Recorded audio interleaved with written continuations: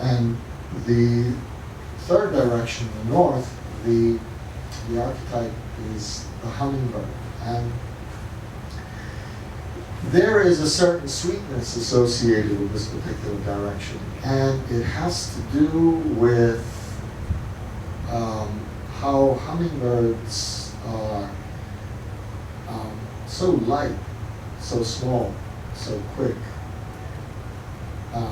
eat or nourish themselves only from the sweetest nectar. The heaviness, there's no heaviness associated with these creatures, nor with this direction. And so in this particular direction, what we learn is a modality called soul retrieval. Now the idea is that when someone encounters trauma in this life or in a previous life, what can happen is, in this way of thinking, this modality of thinking, in this school of shamanism, the idea is that a piece of the soul can break off because of that trauma and hide. It goes away. Something is lost. You can imagine this. I mean, this is, you can imagine trauma so severe that it changes a person in some way. Maybe they're not as joyous as they were before, and maybe they're not the same person anymore. And so what happens is that when this trauma takes place, and again, it may not be in this lifetime. Maybe you're born with this, that you experienced in some previous lifetime that hasn't been cleared, and so you still have it when you come to this life. And so the key here is that you are in a situation where you are not whole. There is a portion of you that has separated itself from you through fear of the experience, of the trauma that occurred. And so, in this modality, in this tradition, what the shaman does is it travels, journeys, the shaman journeys to the underworld. And the underworld in Quechuan is known as the Uhupacha. Is another realm. It's not, it's not associated with the Christian or other religions' concept of hell. It's not that. It's just that it is elsewhere, and this journey takes place, and the shaman travels there and meets the guardian of the underworld, and his name is Huascar, and Huascar is an ally. Huascar will help you. He becomes your friend with time. Different people, different shaman envisage Huascar in different ways. There's the fierce warrior, which is most common. As you can imagine, maybe dressed in Inca garb as a guardian or a warrior. But however you imagine Huascar, it doesn't really matter. I mean, I've even seen some shamanic students tell me that, or one of them did, tell me that they saw Huascar as Ronald McDonald, a clown, right? So it doesn't really matter what the image is. The point is you interact with Huascar when you see him. And so you go on journey for your client to retrieve that soul part that is missing, that has gone. And so when you travel as a shaman to the underworld and you meet Huascar and you tell Huascar why you're there, you're here for the healing of your client, for this particular person. And the first place that Huascar will take you is the chamber of wounds.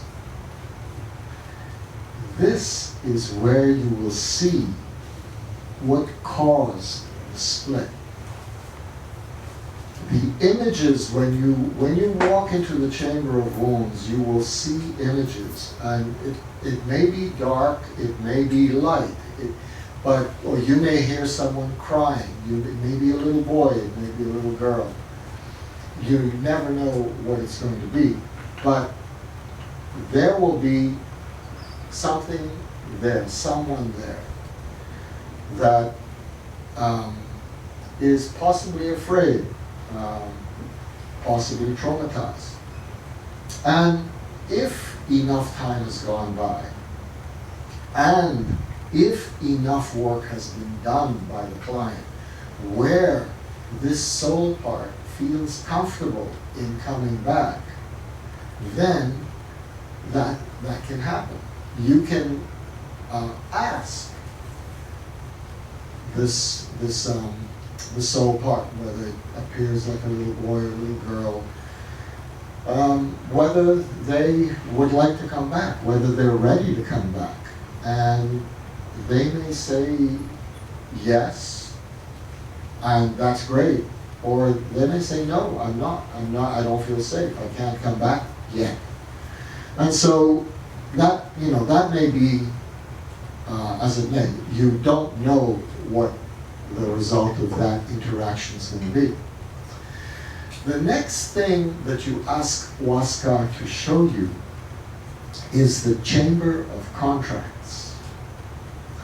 In the chamber of contracts will be something that you can read that will give you an idea of what took place that possibly caused this trauma, possibly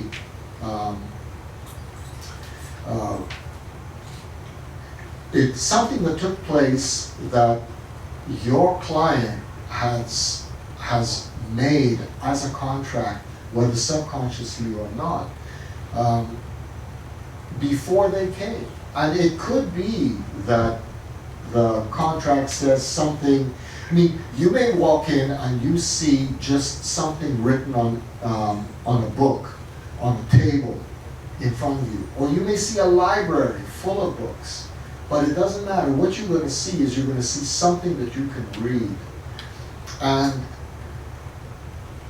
sometimes, if the wording is incredibly negative, I cannot, I am not enough, something along those lines, something that the client has created with their thinking, then you have permission beforehand to, because you discuss this with your client, to tear up that contract and rewrite it on a much more positive note, so that you don't leave this sitting the way it is. And it has tremendous energetic consequences later in changing the contract, if the contract is negative. It lifts a heavy energy. It completely shifts the energy of the client. The third chamber that you ask Huascar to take you to is called the Chamber of Grace. In the Chamber of Grace, you're going to see an image. As a shaman, you will see the image of what your client is like, fully developed, fully embraced, fully whole, fully healed.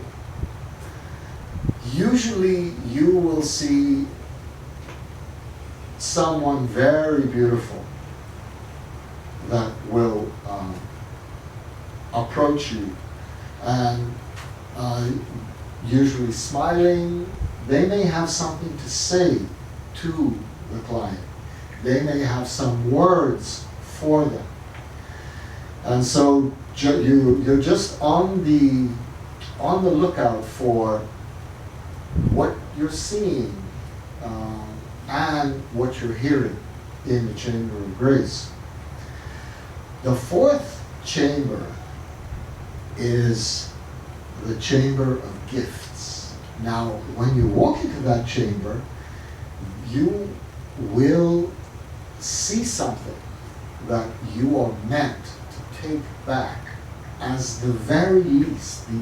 If it's only one thing you're taking back for your client, it comes from the Chamber of Gifts. If the soul part doesn't want to return, fine.